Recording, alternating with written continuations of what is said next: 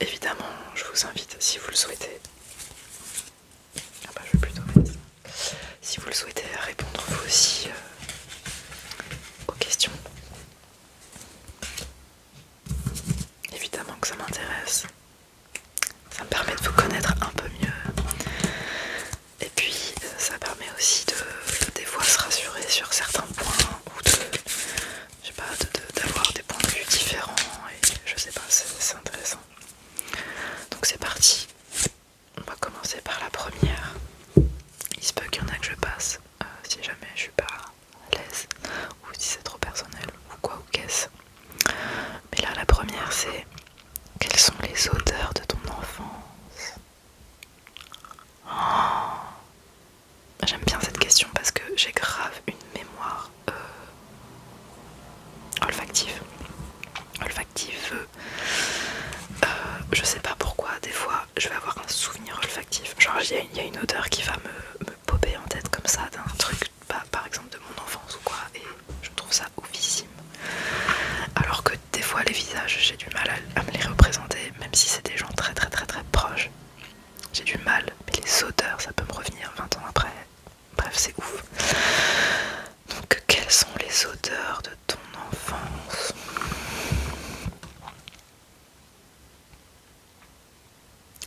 Il y a l'odeur des... Ah, comment ça s'appelle?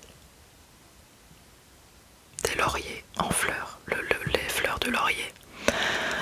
On allait souvent l'été dans une maison de vacances où il y avait énormément de lauriers en fleurs. Et à chaque fois que je sentais ces fleurs, déjà j'associe ça aux vacances d'été, donc c'est forcément un bon souvenir. J'aimais trop cet endroit, c'était trop bien. Et je trouvais un peu que ça sentait, et même encore aujourd'hui, que ça sent la pâte à modeler. Étonnant pour une odeur de fleurs, mais dites-vous si, dites-moi, dites-vous si vous trouvez que les fleurs de laurier, ça sent la pâte à modeler, mais pour moi c'est ouf, et à chaque fois que je ressens cette odeur, je me replonge vraiment dans mon enfance, c'est un truc de ouf. Je sais pas si j'en ai d'autres, si j'ai le... Ça c'est mon enfance, mais c'est encore actuel, mais quand même l'enfance, c'est l'odeur du parfum de mon papy, l'habit rouge de Guerlain, je crois. C'est grave l'odeur de mon papy. Et ça aussi c'est une odeur de mon enfance. Est-ce que j'en ai une autre ou pas?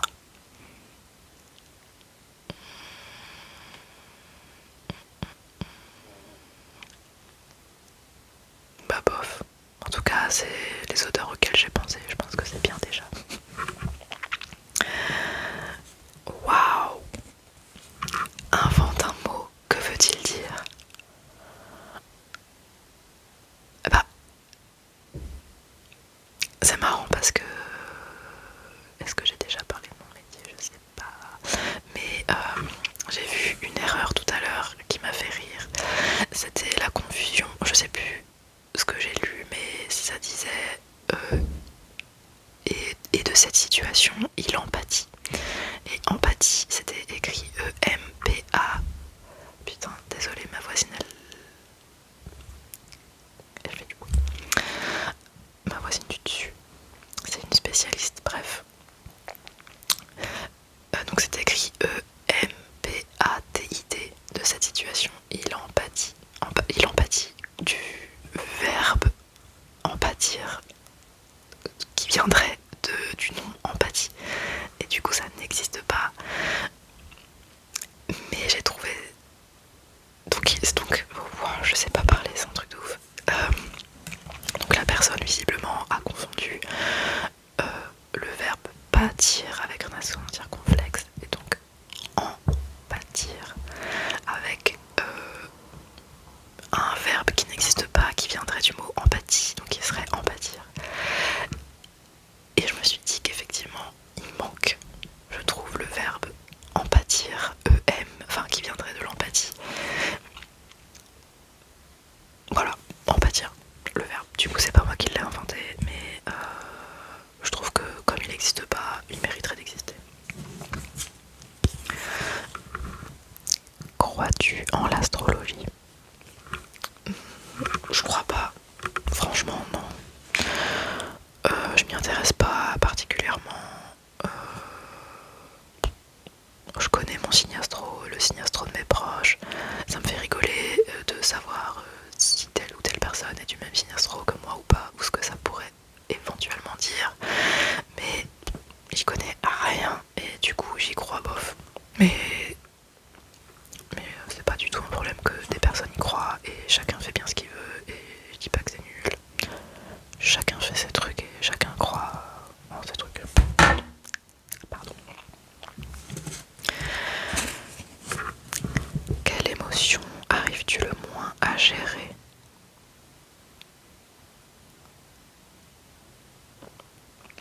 Quelle émotion arrives-tu le moins à gérer? Oh, l'émotion que j'arrive le moins à gérer. Je pense que c'est l'anxiété parce que il y a des trucs où j'arrive à me raisonner. Enfin ouais, la peur, l'anxiété. La colère, en fait, je suis jamais extrême dans mes émotions. J'arrive souvent à gérer, j'ai pas un entourage. Enfin, il y a quelques personnes qui sont toxiques, mais je suis pas confrontée à elles, donc j'ai pas de personnes qui vont me mettre dans des états où je vais pas être dans des situations normalement qui vont me mettre dans des états que je sais pas gérer. En revanche, la peur slash l'anxiété, et encore ça me le fait moins maintenant, mais il y a des fois où je n'arrive pas à me raisonner quand, je sais pas si ça vous le fait aussi à vous, mais des fois il suffit que je pense à, je sais pas, par exemple mon copain il a allez, 20 minutes de retard, il m'a dit ok j'arrive dans 5 minutes et il est pas là. 5 minutes après, bah je vais me dire ok bah il est mort ou il s'est fait écraser ou il s'est fait agresser, enfin et je n'arrive pas, même si je me dis bah non il y a quand même peu de chances que ça lui soit arrivé à tous les coups, il a croisé quelqu'un qu'il connaît, il discute ou ça se trouve il s'arrête d'acheter du pain, j'en sais rien, mais même en essayant de me dire qu'il y a peu de chance, je reste persuadée que tant que la personne n'est pas là avec moi, que la personne est morte et ça prend des proportions, des fois c'est très grave. Bon là ça va, ça m'arrive plus, mais il y a eu des fois où ouais, c'est parti beaucoup trop loin, j'arrive, enfin voilà, donc je dirais la peur, l'anxiété, mais et puis encore aujourd'hui l'anxiété ça m'empêche de faire des trucs, la peur, machin, alors que ouais, je pense que ouais, voilà. Penses-tu être capable de te remettre en question? Franchement, grave, j'ai aucun problème à me remettre en question, je comprends pas. Bah, chacun est comme il est, mais en fait, j'ai envie que la vie soit simple. J'ai pas envie qu'il y ait de conflits, d'embrouilles et tout. Et donc, pour que tout soit simple, clair et tout, bah il faut se remettre en question. J'ai pas envie de... Ah non, flemme de pas se remettre en question, franchement. Tout est tellement plus simple quand les choses sont pas graves. C'est pas grave, tu te remets en question. Tu te rends compte que t'es comme ci ou comme ça, que tu... Enfin... oui, je suis capable de me remettre en question. Voilà. Et vous? Je développe pas plus. Tu n'arrives pas à imaginer ta vie sans... Le premier truc auquel j'ai pensé, c'est sans mon doudou. J'ai un doudou que j'ai depuis ma naissance, mais j'espère que j'ai pas déjà répondu les mêmes choses. Si c'est le cas, je suis navrée. Bah, depuis que je suis bébé, j'ai un doudou avec lequel je dors. Et je ne peux pas dormir sans, je suis trop habituée à dormir avec. Les nuits où... à l'époque, ça m'arrivait de l'oublier quand je devais dormir quelque part. Et du coup, bah, je passais des nuits, enfin c'était compliqué pour m'endormir.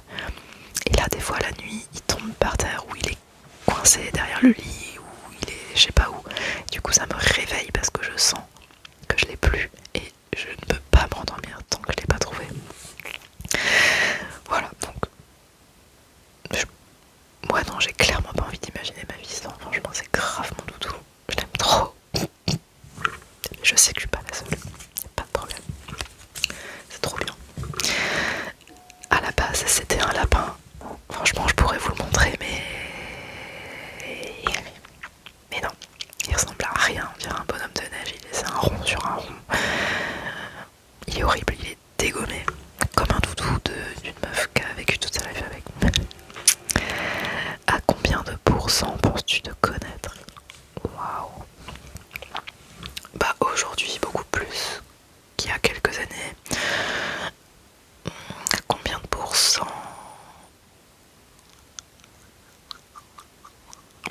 Je dirais un bon 65, parce que je sais, c'est ce que je vous disais tout à l'heure, j'ai un peu d'anxiété et beaucoup de peur. Et souvent, je refuse de prendre des... c'est même pas des risques, mais un peu de sortir de ma zone de confort. Et je sais que c'est la peur qui me fait faire ça. Mais du coup, je sais qu'il y a une version de moi que je connaîtrai quand je me serai un peu lancée, quoi. Quand j'arrêterai de me bloquer avant de vivre des trucs. Donc ouais, je pense qu'à ce moment-là, je me connaîtrai encore mieux, mais 60, un bon 65%, je pense. Voilà. Waouh. Quelles sont les choses que tu préfères chez toi?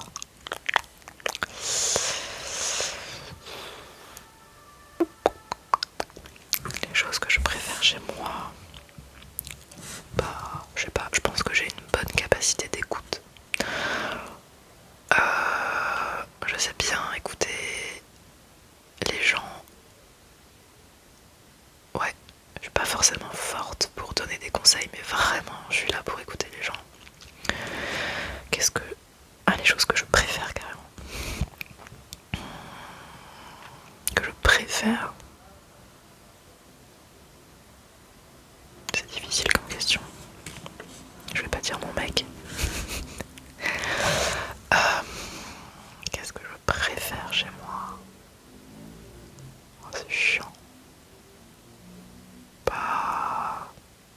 Je suis quand même vachement contente d'avoir un corps fonctionnel quand même.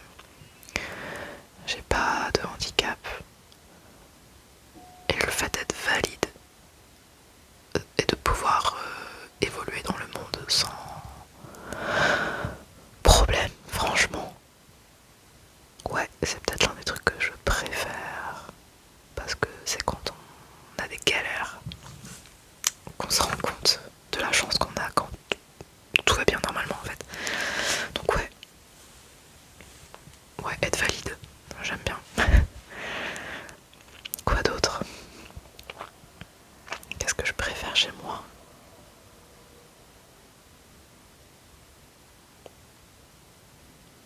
Bah, bah je sais pas. Mais c'est déjà bien, les deux trucs que j'ai dit. Ouais. Pourrais-tu passer au-dessus d'un physique si la personne te séduit psychiquement? Mais bien sûr que oui. Bah après ça dépend à quel point.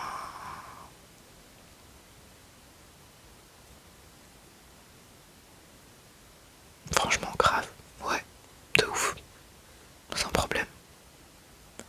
Mais grave, j'hésite pas en fait. Surtout que je sais qu'il y en a qui vont être d'accord. Mais quelqu'un qui te fait rire, qui est gentil, qui est une bonne personne, avec qui t'es à l'aise, avec qui vous faites des trucs cool, ça rend beau les personnes, franchement, ça les rend attirants en vrai. Donc oui, je pourrais complètement passer au-dessus du physique de quelqu'un si cette personne, oups, me séduit psychiquement, sans problème, je pense. Et d'ailleurs à l'inverse, les gens qui paraissent beaux de prime abord, tu sais quand t'apprends à les connaître et qu'en fait c'est des personnes pas dingues, elles deviennent moches, je trouve. Quels événements ont particulièrement marqué ta vie? Bah là, typiquement je pense à des trucs beaucoup trop personnels et pas très positifs.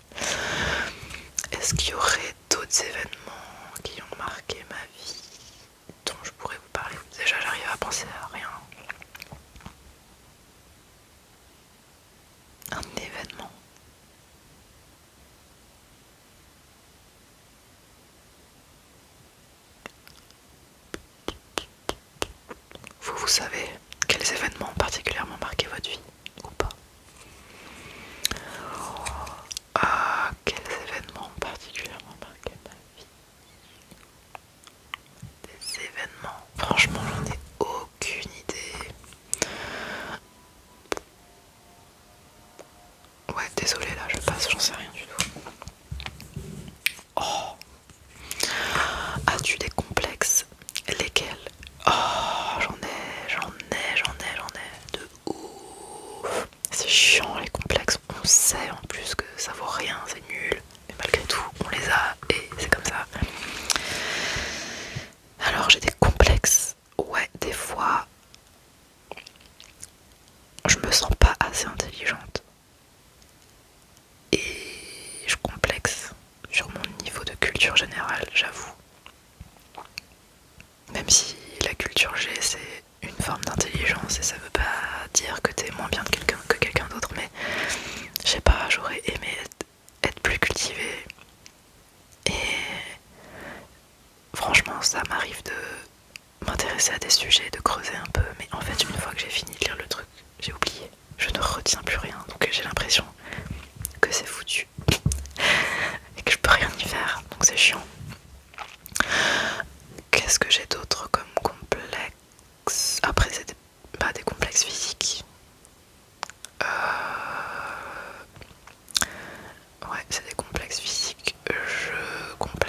J'ai des yep. Et à tel point que ça m'empêche de faire des choses parce que j'ai pas envie que les gens voient mes pieds.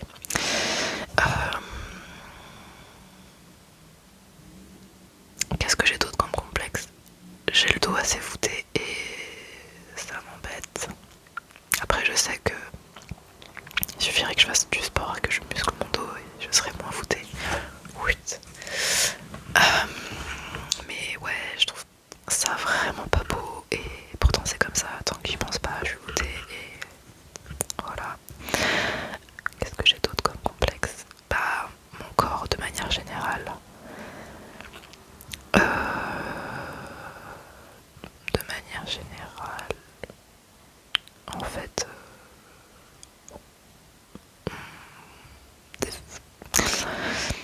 je peux m'habiller avec des fringues au rayon ado, quoi. Tellement j'ai pas évolué depuis le collège. Et, et je suis mince, je suis trop mince. Et j'ai pas de hanches. Bref. Du coup, c'est assez galère pour m'habiller. Et puis voilà. Après, en fait, c'est chiant parce que. Non, je sais pas. C'est un complexe nul à chier parce que, comme je vous le disais tout à l'heure, je suis valide donc qu'est-ce qu'on s'en fout de mon corps. Et puis, il y a des gens qui me disent que je suis belle et tout, machin. Mais vous-même, vous savez, quand vous avez des complexes, on a beau vous dire ce que vous voulez, ça. Ils sont là, les complexes, mais je sais pas, j'aimerais m'en défaire. Surtout que, je veux dire, mon apparence physique, c'est bon quoi, on s'en fout. Mais ouais, il y a des trucs, vraiment, j'ai du mal. Et ça m'empêche, ouais, encore une fois, de faire des choses. Je déteste me montrer, j'aime pas me mettre en maillot de bain, aller à la plage et tout. Mais faudrait qu'on s'en foute. En fait, quand je vois des fois le corps d'autres gens qui eux sont complexés aussi pour d'autres raisons, je me dis mais t'as aucune raison de complexer. Et il faudrait que je me dise la même chose et que je me défasse de tout ça parce que c'est pas important. Mais faut que je bosse dessus. Voilà, et vous, c'est quoi vos complexes? Je pense que j'ai oublié plein de complexes, mais bon, c'est déjà assez suffisant.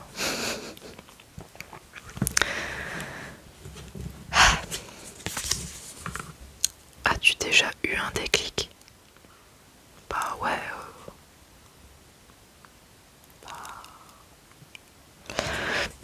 bah ouais, je vous le disais tout à l'heure. Après, je sais pas si c'était un déclic ou si c'est un truc qui s'est fait progressivement. Je crois plutôt que ça s'est fait progressivement, le fait de... Je sais pas, j'avais besoin d'ordre dans ma vie, j'aimais pas je savais pas où j'allais, je comprenais pas certains trucs et tout. Et ouais, c'est là où je me suis dit bon, on va peut-être solliciter l'aide de quelqu'un pour réussir à démêler tout ça et à être épanoui et à être mieux et tout et tout et tout. Donc non, je pense pas que ça a été un déclic. En fait, c'était progressif. Mais ouais, ouais. Non, je crois pas avoir eu de déclic. Ouais.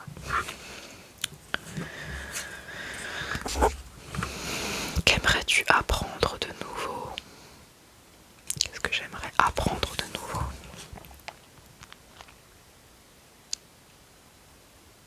Je sais pas.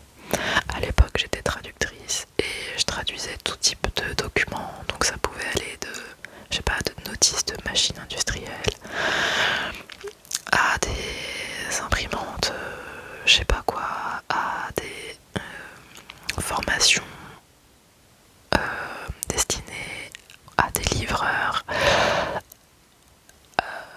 de la marque, enfin de l'entreprise Amazon entre autres. Et en fait, enfin, et plein d'autres sujets complètement variés, des trucs sur les oiseaux migrateurs.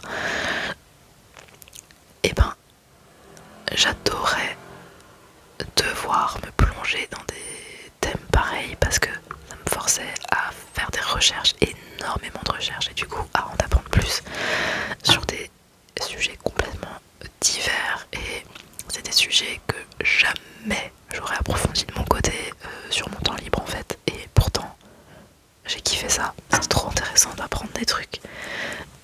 Mais, mais là aujourd'hui, qu'est-ce que j'aimerais apprendre de nouveau? Qu'est-ce que j'aimerais apprendre de nouveau? Bah, je sais pas. Là en ce moment, j'apprends à faire de la poterie. Et c'est vrai que ça faisait longtemps que j'avais pas appris à faire un truc.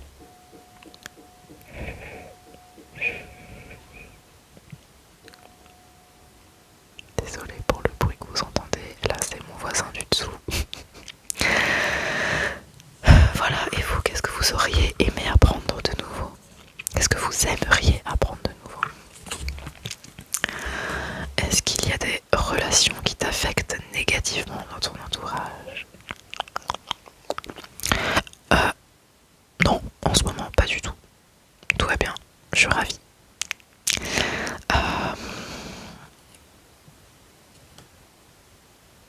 Non, tout roule. Trop bien. Est-ce que tu te considères comme addict à quelque chose? Addict à quelque chose? Ouais, peut-être, ouais, en fait, de ouf. À mon téléphone. Bah, oui et non, parce que c'est vrai que quand je suis chez moi, j'ai grave tendance à être sur mon téléphone. Mais je l'ai déjà dit, je crois, des fois je fais des trucs complètement de manière automatique sans capter que je suis en train de le faire. Donc des fois, je suis déjà sur mon ordinateur en train de regarder une vidéo par exemple. Et machinalement, je vais ouvrir sur mon téléphone Instagram. Je scrolle 2 secondes, mais en fait, je vois que c'est pas intéressant, ça m'embête, je ferme. Automatiquement, je me dis, ah bah tiens, je vais aller sur Instagram. Mais je viens d'y aller, je m'en rends même pas compte. Donc à ce niveau-là, oui, je pense être addict à mon téléphone parce que, je veux dire, je suis déjà occupée à faire un truc, à regarder une vidéo. Et malgré tout, il faut que j'y retourne, que j'y retourne, que j'y retourne. Mais à côté de ça, en fait, quand je pars en vacances ou que je passe du temps avec ma famille, même des fois pendant une semaine, je calcule pas mon téléphone et je m'en fous complètement. Donc je peux pas dire que je suis addict. Ouais. Pareil, je pensais à l'ASMR parce que depuis que j'ai découvert l'ASMR, il n'y a pas un jour où j'en ai pas écouté. J'en écoute tout le temps, ça fait plus de 10 ans. Mais en fait, pareil, les fois où j'ai pas d'ASMR, je vais très bien. Tout va bien. Donc voilà. Et puis à côté de ça, non, j'ai pas d'addiction. Arrives-tu facilement à demander de l'aide? Je crois pas. Non, non, non, j'aime pas du tout solliciter les gens, j'ai l'impression. flemme, que ça me coûte plus qu'autre chose. Et j'aime pas. J'aime pas, parce que j'ai pas envie de déranger les gens. J'ai l'impression que je peux m'en sortir sans, que ça vaut pas le coup que je les embête, que ça va leur demander des efforts, que moi après je vais me sentir redevable.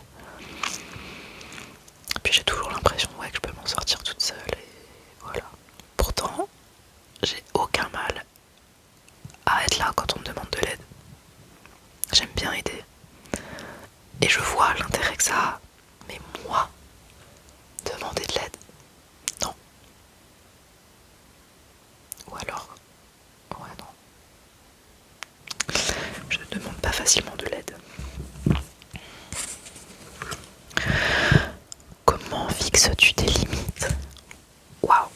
Bah ça, typiquement, c'est un truc que j'ai appris à faire il n'y a pas si longtemps et j'apprends encore en vrai parce que c'est pas si facile. Mais il y a un truc que j'ai compris, c'est que à l'époque, j'osais pas dire non parce que je voulais pas que la personne en face se sente mal à l'aise.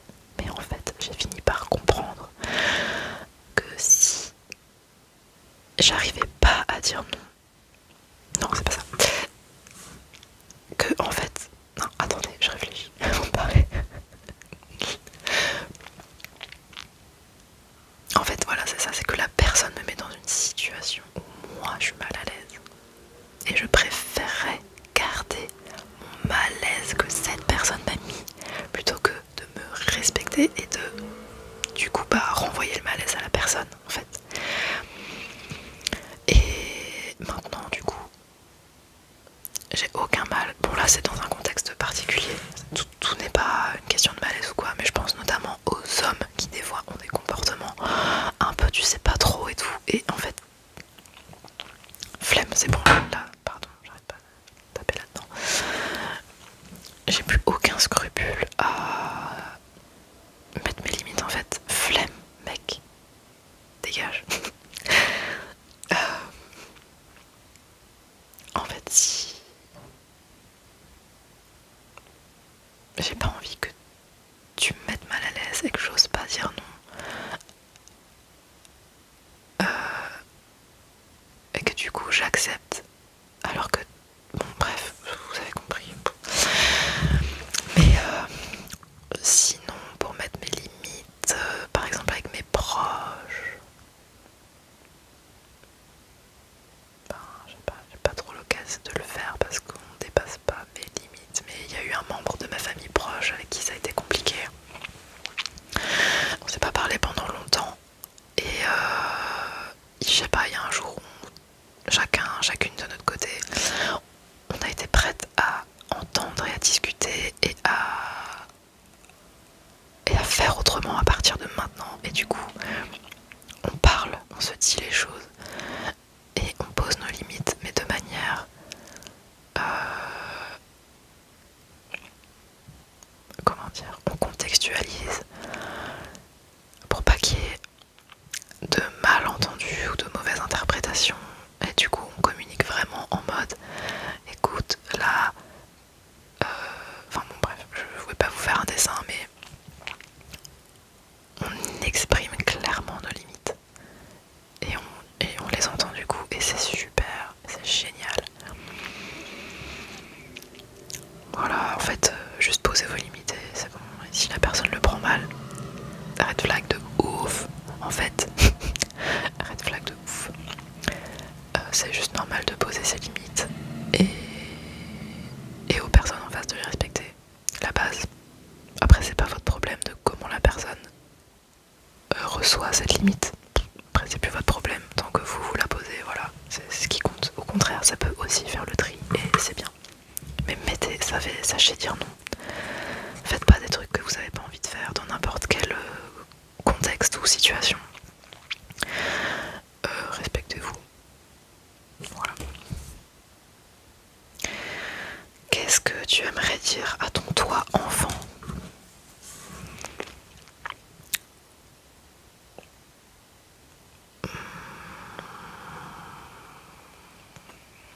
Arrête de vouloir absolument satisfaire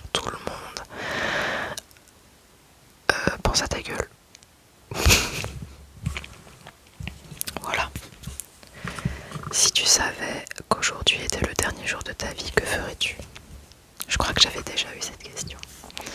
Et je crois que j'avais dit, si je me trompe pas, que je vivrais normalement. Je la vivrais normalement. Non, je sais plus.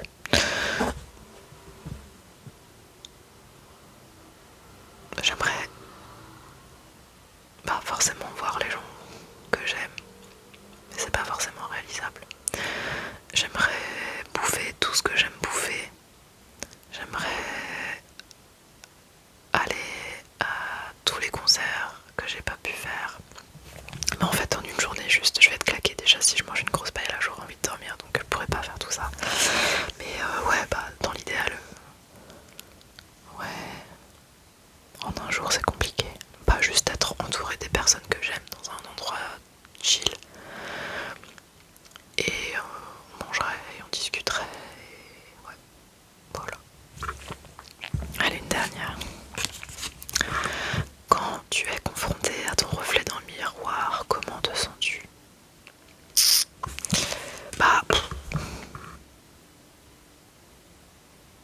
À la fois indifférente parce que je suis là, je suis en train de me laver les dents, c'est bon. À la fois pas ouf parce que mon miroir est très près de moi et du coup je peux voir toutes mes imperfections sur mon visage. Là, c'est un peu flouté, mais en vrai j'ai des pores, des gros pores. Je suis noire sous les yeux, j'ai des veines bleues et là je suis rouge. Mon teint il est jaune. Je suis multicolore de la face.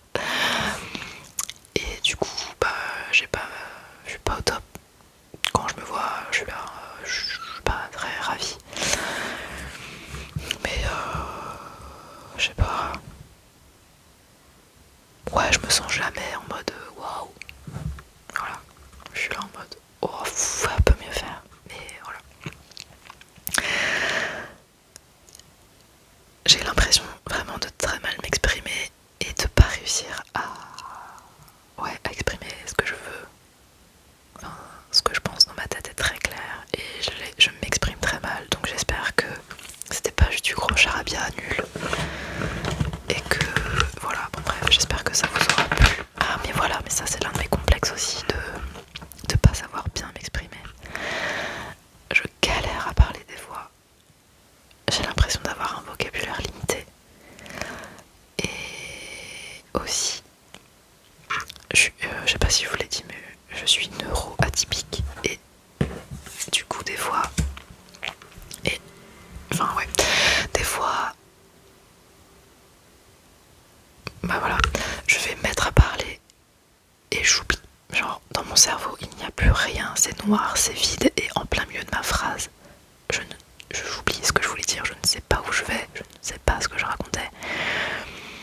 Et donc, du coup, des fois, gros plan, je sais pas ce que je raconte. Et il y a d'autres fois où ma pensée est très claire dans ma tête.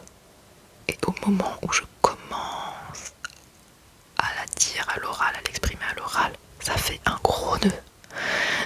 Et du coup, j'ai l'impression vraiment de pas être claire et c'est chiant. En fait, c'est grave relou. Et bref, ça rejoint le truc d'avoir l'impression d'être bête, pas intelligente, pas cultivée, machin. Mais ouais, c'est l'un de mes complexes. Donc voilà. Est-ce que vous avez bien aimé cette vidéo et est-ce que vous voulez que je continue les questions ou pas? En vrai, je pense que je referai quelques vidéos là-dessus parce que j'aime bien. Mais ouais, encore une fois, moi je serais curieuse d'avoir vos réponses, franchement. Je sais que vous êtes nombreux et nombreuses à me suivre, un peu moins à regarder mes vidéos et encore un peu moins à commenter. Mais je suis grave curieuse de savoir qui me suit et ce que vous pensez, comment vous êtes. Et tout, franchement. Voilà, donc si vous voulez répondre à toutes les questions que j'ai posées, ou au moins à quelques-unes, ou à une, ce serait génialissime.